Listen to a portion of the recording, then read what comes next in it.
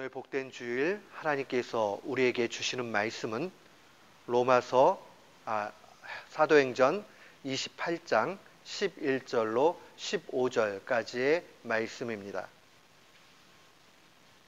사도행전 28장 11절로 15절 말씀.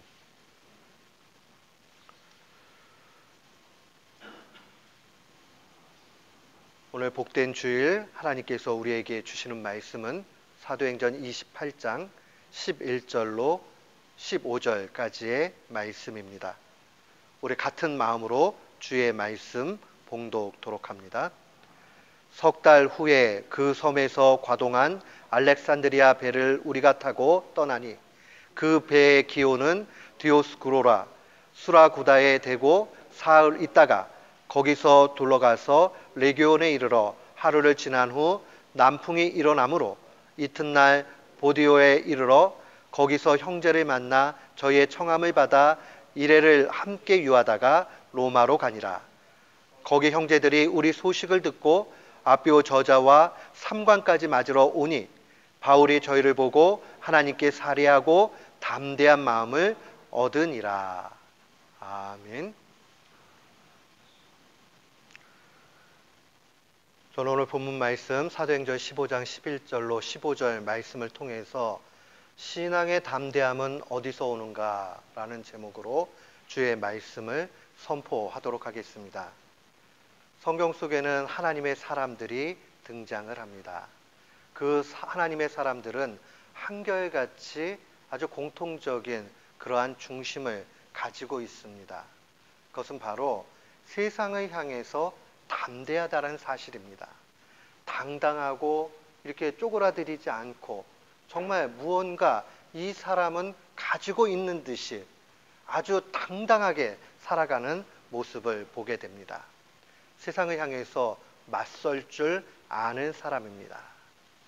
아마도 하나님의 사람이었던 다윗 역시도 그 당당하게 살아가는 그 인간의 모습이 아름답다 여긴 듯합니다. 그래서 그는 마지막 자신의 인생을 정리할 때에 솔로몬을 향해서 이렇게 유언을 합니다. 다윗이 죽을 날이 임박함에 그의 아들 솔로몬에게 명령하여 이르되 내가 이제 세상 모든 사람이 가는 길로 가게 되었노니 너는 힘써 대장부가 되고 라는 말을 합니다. 대장부, 세상을 향해서 당당한 사람을 의미합니다. 그가 이야기하는 대장부, 어떤 대장부일까? 이어져 있는 3절 말씀에 보면 그는 이렇게 이야기합니다. 네 하나님 여호와의 명령을 지켜 그 길로 행하며 그 법률과 계명과 율례와 증거를 모세의 율법에 기록된 대로 지키라고 그렇게 이야기합니다. 하나님 말씀과 동떨어져 있지 않지요. 한마디로 얘기하면 하나님 앞에 정말 당당하게 또 하나님 앞에 또 세상을 향해서 담대하게 살 수 있는 사람은 하나님의 말씀을 귀히 여기고 그 말씀대로 사는 사람이라 하는 것을 보게 됩니다. 어떻게 보면 신앙의 힘으로 세상을 지배할 수 있는 원리와 근거가 여기 있습니다. 공부를 좀 잘해 본 경험이 있는 분들은 다 아실 거예요. 준비를 잘하고 이런 사람들은요, 시험이 기다려집니다. 나 시험을 좀 잘 봐가지고 결과를 얻어야 되겠다 하는 그런 마음이 있게 되지요. 동일합니다. 세상이 누구에게도 호락호락하지 않고 힘든 여정입니다.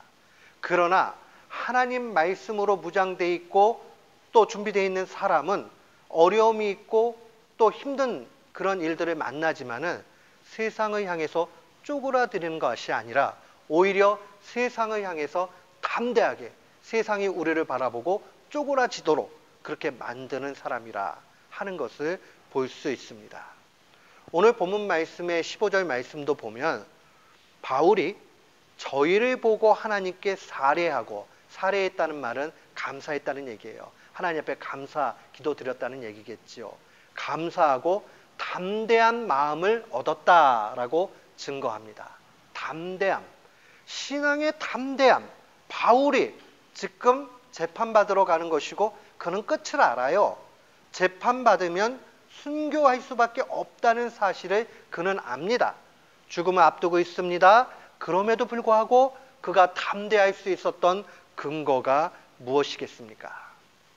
우리가 계속해서 사도행전 마지막 28장을 살피고 있지만 바울 일행이 하나님의 은혜 가운데서 276명 모두가 구조를 당하게 됩니다.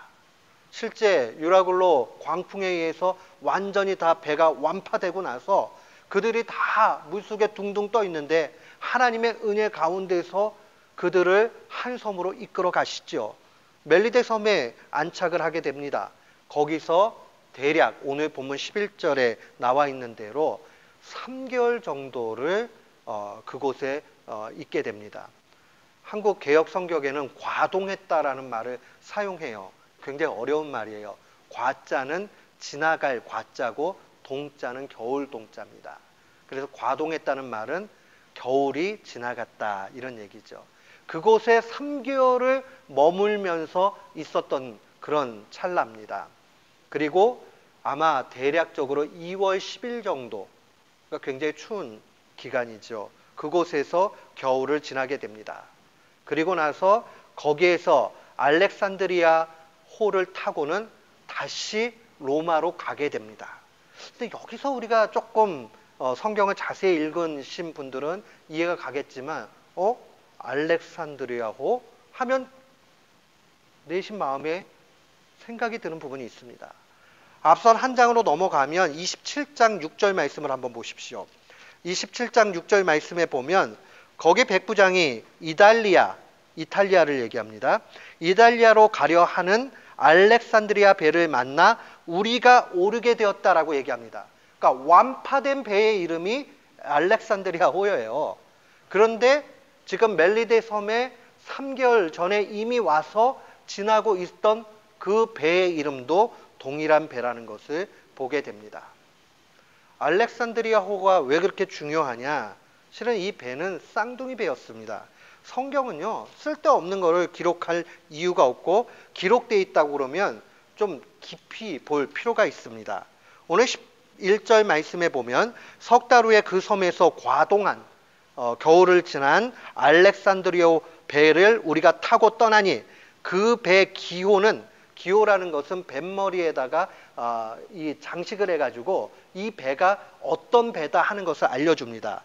디오스그로라고 되어 있습니다. 디오스그로라는 말은 제우스의 아들들, 제우스의 쌍둥이 아들들을 표현하는 그런 얘기입니다. 그러니까 이거 무엇을 얘기하냐면 배를 건조할 때, 배를 만들 때에 두 배를 쌍둥이로 만든 거예요. 그래서 첫 번째 타고 왔던 배는 완파가 된 것이고요. 다른 루트로 왔던 배가 멜리데 섬에 왔을 때에 이 겨울이니까 더 이상 갈 수가 없어 하고 그곳에 머물게 된 겁니다. 하나는 카프터라는 배였을 것이고 하나는 폴럭스 배였을 것입니다.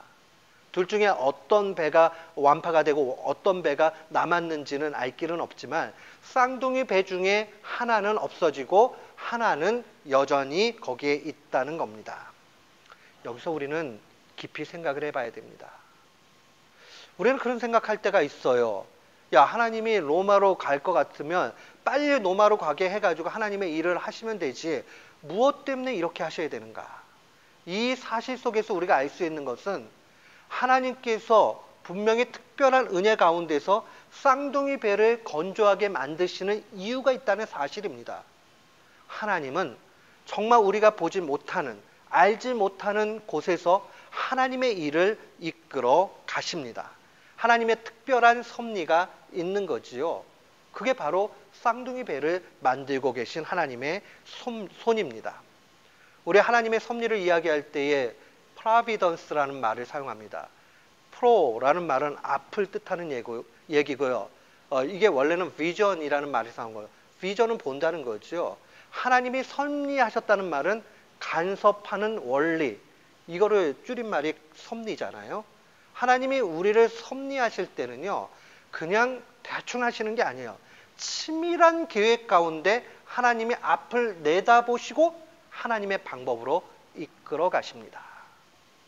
그래서 하나님의 섭리는 언제나 모든 것이 합력해서 우리가 우연이라고 느껴지는 것, 이거는 뭐 왜 일어났는지 모르겠는 것, 이 모든 것이 다 합쳐져서 하나의 큰 그림을 이루게 되고 그 큰 그림 가운데서 하나님의 목적을 만들어 가십니다.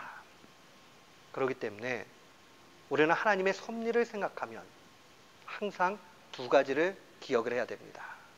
하나는 하나님께서 초월자 하나님으로, 초월하셨다는 말은 능력의 하나님이라는 뜻입니다. 우리하고는 차원이 다른 그 능력의 하나님께서 이 땅 가운데 직접적으로 다양하게 역사하신다는 이 두 가지 내용을 기억을 해야 돼요. 초월하시는 하나님, 또 하나는 다양하게 역사하시는 하나님. 그러니까 우리가 이 땅 가운데 살면서 좌절할 것도 없고요. 어떻게 보면요, 어떤 일들이 좀 안 되는 것 같아도 낙심할 이유가 없어요. 그걸 통해서 하나님이 또 이끌어 가시기 때문에 그러합니다. 물론 자기가 잘못해놓고 자기가 죄 지어놓고 그 다음에 하나님이 이것도 섭리하시겠다, 그거는 안 되는 것이고요. 우리가 하나님 뜻대로 가지만 어떨 때는 막혀질 때가 있어요. 그래서 좌절할 수밖에 없는 상황에 놓일 때가 있습니다. 그래도 그거에 대해서 좌절하거나 낙심할 이유가 없는 것은 우리가 하나님 말씀에 잘 집중해서 살아간다면 하나님은 그 가운데 보이지 않는 능력, 최고의 신앙이다 하는 설교한 적이 있습니다. 하나님은 우리에게 기다림을 요구하실 때가 있고 뜸을 들이시느냐고 오래 침묵하시는 경우도 분명히 있습니다. 우리는 별 수 없어요. 그 하나님만 바라보고 하나님을 신뢰하고 하나님이 그렇게 이끌어 가시는 것에 아멘하고 따라가야 됩니다. 하나님이 아멘하고 따라가면 복되다 하시고 아멘하고 안 따라가면 코를 끼시고 데리고 가실 때가 많습니다. 그러면 매우 아픕니다. 매우 힘들어요. 그렇게 가다 보면. 근데 결론은 기다려야 끝이 납니다. 그 시간이 돼야 3개월, 석 달이 지나야 비로소 떠나게 됩니다. 멜리데 섬은 반드시 와야 되는 섬이요, 로마로 가기 위해서 있어야 되는 섬입니다. 그 3개월 동안에 우리가 지난 시간에 살펴봤지만 하나님은 멜리데 섬을 귀하게 여기셨고 그 섬을 하나님을 믿는 섬으로 바꿔 가셨던 것 분명히 봅니다. 그렇다면 우리가 하나님의 그 큰 일들에 대해서 단순하게 어떻게 평가해서 이야기할 수 없습니다. 바울 사도는 하나님의 말씀을 통해서 담대함을 얻었고 어떠한 현실이 되던 현실 바라보지 않고 그 말씀을 집착해서 자신의 신앙의 담대함을 그대로 유지하면서 나아갔습니다. 또 하나, 이 말씀에 기초한 그러한 신앙적 담대함뿐만 아니라 또 하나의 증거가 있습니다. 오늘 본문의 13절로 보십시오. 13절 말씀에 보면 거기서 둘러가서 레기온에 이르러 하루를 지난 후 남풍이 일어나므로 이튿날 보디올에 이르렀다 라고 그렇게 기록이 되어 있고, 이 보디올에서 7일을 머물게 됩니다. 이 보디올이라는 곳은 나폴리에 있는 로마의 외향입니다. 그러니까 나폴리만 걸프에 있는 그런 그 항구 이름이 바로 이 보디올이었습니다. 여기서 모든 곡물을 실은 배들이 다 같이 하역하는 일들이 이 곳에 있었다고 합니다. 여기서 곡물을 내리기 위해서 머물게 되죠. 그리고 7일을 머물게 됩니다. 그런데 당시에 기록들을 보면 이 보디올에 와서 정박하는 그 배들이 여러 척 아주 많이 있었는데 곡물을 수송하는 것은 이 돛을 내리지 않고 그대로 만으로 돌아가서 정박을 했대요. 왜 그렇게 했는가 보니까 눈에 잘 띄기 위해서 그랬다고 합니다. 지금 이 알렉산드로호는 이 곡물을 수송하는 배였습니다. 거기에 사람들이 다 타고 지금 온 거거든요. 그런 상태에서 지금 보니까 사람들이 등장을 하죠. 13절에 보니까 14절 거기 보면 거기서 형제를 만나 저희의 청함을 받고 이래를 함께 유하다가 로마로 갔다. 지금 주인 신분이지만 이미 270명에 있는 그 사람들은 바울을 굉장히 존경하고 있습니다. 심지어는 백부장까지도 다 존경하고 있고 이 사람이 어디 도망칠 거라고는 생각하지 않아요. 그렇기 때문에 자유를 준 겁니다.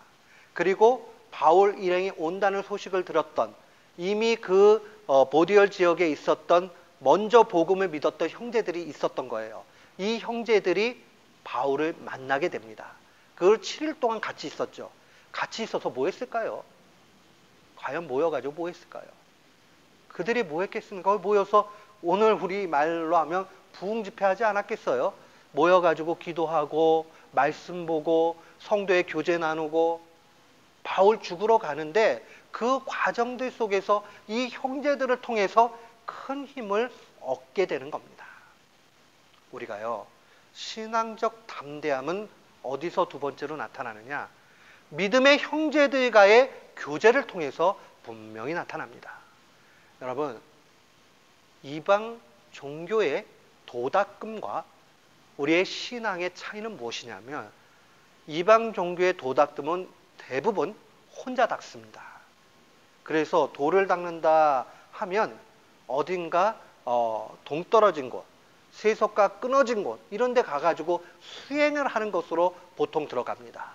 그런데 참다운 신앙은 수행으로 들어가는 것이 아니라 그런 요소도 조금은 있지만 더 많은 부분은 성도의 교제를 통해서 나타납니다. 교회를 그래서 귀하게 여겨야 됩니다. 그냥 내가 신앙생활 나 혼자만 잘하면 되지. 신앙생활 자기 혼자만 잘할 수가 없습니다. 믿음 좋은 친구들, 그리스도 안에서 좋은 신앙의 교제들을 나누게 되면 거기서 도전을 받게 되고 힘을 얻게 되고 담대함을 얻게 됩니다. 그런 의미에서 우리가 교회를 사랑하고 교회를 귀중히 여기고 교회 안에서 신앙의 회복을 얻게 되고 하는 일들은 너무 필요한 일들입니다. 오늘 7일간의 이 부흥 집회를 통해서 바울은 큰 힘을 얻게 되고 담대함을 더불어 얻게 됩니다. 만약에 그 지역에서 이 형제들을 만나지 못했다면 바울은 죽음을 앞두고 아마 마음에 많은 번민과 고뇌와 힘듦이 있었을 것입니다. 그러나 그 형제들과 함께 있는 걸 통해서 성령의 이끄심과 은혜를 받았다는 것 분명히 볼 수 있습니다. 성경은 필요 없는 내용을 기록하지 않습니다. 왜 이렇게 자세히 이 부분을 기록을 하고 형제들을 만났다는 것을 이야기합니까? 그것은 바로 이 교제가 얼마나 귀중한가 하는 것을 알려줍니다. 우리가 교회 공동체 안에서 서로 성도의 교제를 나누는 일들이 이처럼 중요합니다. 우리가 예배가 끝나고 나면 같이 식사하잖아요. 그거 작은 애찬이요, 마치 예수님께서 제자들과 그 테이블 위에서 성찬을 나눈 것과 같은 그런 귀한 시간입니다. 그리고 그곳에서 성도의 교제와 또한 위로와 권면과 또한 서로 간의 도전 있는 일들이 필요합니다. 저는 목회하면서 테이블에서 오가는 얘기들에 대해서 제가 듣지 않는 듯 하면서도 잘 듣습니다. 제가 앉아있는 테이블에서 옆 테이블에서 뭐 얘기하고 있는지 저는 대부분 압니다. 왜냐하면 관심이 있습니다. 왜 관심이 있을까요? 그 테이블이 바로 그 교회의 영성을 나타내기 때문에 그러합니다. 그 교제 가운데 이야기되는 것들이 사람을 살리는 일이요, 격려하는 일이요, 신앙에 도전을 주는 일이요 하면 이미 그 교회는 살아있는 거예요. 근데 거기서 매번 불평이 나오고 그곳에서 이러면 안 되는데 하고 부정적인 얘기가 나오고 그 안에서 계속적인 어려움이 나온다. 그러면 생각해 봐야 됩니다. 우리 집안도 마찬가지예요. 테이블에 앉아서 기쁨의 이야기들이 나오고 좋고 깔깔깔거리고 하는 일들이 있어야지 그 테이블 위에서 뭔가 괴로움이 늘 있고 테이블 만나는 일 자체가 없어진다. 그러면 심각한 겁니다. 제가 설교 중 말씀드렸죠. 실제로 아이브리그에 있는 대학의 연합체에서 조사했습니다. 학업 성취도가 높은 학생들이 어떤가 보니까 부모님하고 테이블을 같이 앉아서 식사를 하는 횟수가 많을수록 높다라는 교육학적 증거가 있습니다. 테이블은 굉장히 중요합니다. 제가 드리고 싶은 말씀은 신앙도 바로 성도의 교제 가운데 있는 일들이 정말 필요합니다. 우리 교우 중에 한 분이 교제가 굉장히 중요한 것을 제게 도전한 적이 있습니다. 저는 참 귀하다라고 생각을 하고 제가 할 수 있다면 우리 교우들과 교제를 더 많이 나눠야 되겠다는 생각을 합니다. 사랑하는 성도 여러분, 우리가 성도의 교제 가운데서 신앙이 반드시 성장한다는 사실을 놓치지 말아야 됩니다. 또 우리가 그런 사람들이 돼 주어야 합니다. 자꾸 신앙의 도전을 주는 사람이 되어야 합니다. 어떨 때는요, 어린 아이가 우리의 신앙의 도전이 될 때가 있어요. 어린 아이들이 입을 벌려가지고 찬양하는 모습 보면 얼마나 예쁩니까? 할머니 할아버지들이 보면서 야, 나도 이렇게 찬양해야 되겠다 할 때가 있고요. 또 젊은이들이 뜨겁게 기도하는 모습을 보고 아이고, 내가 젊을 때 왜 이렇게 못했는가 하는 도전이 될 때가 있고요. 서로 간에 그런 모습들을 바라보면서 신앙이 일어나고 불일 듯 일어나는 일들이 더 활활 타오르게 된다는 것 분명히 알아야 됩니다. 바울의 담대함은 바로 이 두 가지에 있었습니다. 하나님은 지혜로우시다 하면서 말씀에 늘 근거해가지고 긍정적으로 바라보면서 나갔던 그 모습 속에서 그러다 보면 환경이 안 보이잖아요. 그러면 담대해지죠. 두 번째는 성도의 믿음의 교제를 통해서 그렇게 나아가게 됐습니다. 우리도 이것을 삶에 적용해야 됩니다. 우리에게 피할 수 없는 현실은 무엇이냐? 바로 영적인 전쟁입니다. 영적 전쟁. 누구도 이 영적 전쟁을 피해갈 수 없어요. 내가 이 전쟁에서 지든지 이 전쟁에서 이기든지 그거밖에 없어요. 비기는 것도 없어요. 그러니까 이기지 않으면 지는 거예요. 그러면 치열하겠죠. 그러면 이 싸움을 이길 때 어떻게 이겨야 되느냐? 신앙의 담대함으로 이겨야 됩니다. 그러면 이 신앙의 담대함은 어디서 옵니까? 바로 하나님의 지혜를 의지하는 데서 성도의 교제를 통해서 여기서 이기게 되는 거예요. 꼭 놓치지 마십시오. 하나님 앞에 오늘부터 기도하세요. 하나님의 지혜를 의지하는 성도 되게 해주십시오. 또 하나는 내가 믿음의 좋은 친구들 많이 만나고 내가 그런 친구 되게 해달라고 기도하십시오. 두 번째까지 가야지 진짜입니다. 하나님, 나는 좋은 친구 많이 만나게 해주세요. 그리고 자기는 나쁜 친구 될 수 있어요. 그러면 안 되잖아요. 나도 신앙의 좋은 친구 되게 해주십시오. 라고 간구해야 됩니다. 그래서 자꾸 만나서 낙심한 사람이 있으면 격려해주고, 야, 친구야, 그래도 우리가 이렇게 가야지. 보통 반항심이 있는 친구들은 됐어, 내가 그런 얘기 들으려고 너한테 연락했는지 알아? 이런단 말이에요. 그 얘기는요, 반대로 받아들이면 맞아요. 이 사람이 만나면 뭔 얘기할지 다 알아요. 근데 왜 그 얘기 때문에 연락을 할까요? 그거는 듣기 싫다고 얘기하지만 결국은 그 얘기가 자기한테 유익하다는 걸 알기 때문에 그러는 거예요. 어려운 일 만나면 목사한테 연락을 합니다. 대부분 성도들은 똑똑합니다. 목사가 뭔 얘기할지 빤히 다 압니다. 근데 왜 목사한테 얘기하죠? 그 얘기가 진짜라는 거 아니까 그 얘기 듣고 싶어가지고 연락하는 거예요. 제가 이 사실을 안 이후부터는 제가 웬만하면 저한테 저녁 늦게라도 연락이 오고 새벽에 연락이 와도 제가 여태까지 새벽에 연락했다고 화를 내거나 전화를 안 받거나 했던 기억은 저는 거의 없습니다. 왜 그러냐면 그 한순간이 그 사람에게는 살 수 있는 시간이 될 수도 있다 여기기 때문입니다. 저는 우리 교우들도 그랬으면 좋겠습니다. 모두가 목회자의 심정으로, 모두가 좋은 신앙인의 모습으로, 그래서 좋은 친구가 되어주기를 축원합니다. 그리고 우리 모두가 좋은 친구들을 많이 만들었으면 좋겠습니다. 그래서 저는 어려움을 만나면 요즘엔 카톡이 얼마나 고마운지 모릅니다. 카톡에다가 이 사람 저 사람한테 기도 부탁합니다. 내가 지금 이래 가지고 지금 걸려 있는데 합심 기도해서 이걸 좀 같이 합시다라고 합니다. 기도의 동력자들이 있어요. 함께 기도해요. 나중에 보면 하나님이 이끌어 가십니다. 우리의 믿음의 담대함 여기에 있습니다. 이 말씀 마음에 간직하고 일평생을 승리의 길로 사는 귀한 교우들 되시기를 주님의 이름으로 축원합니다. 아멘.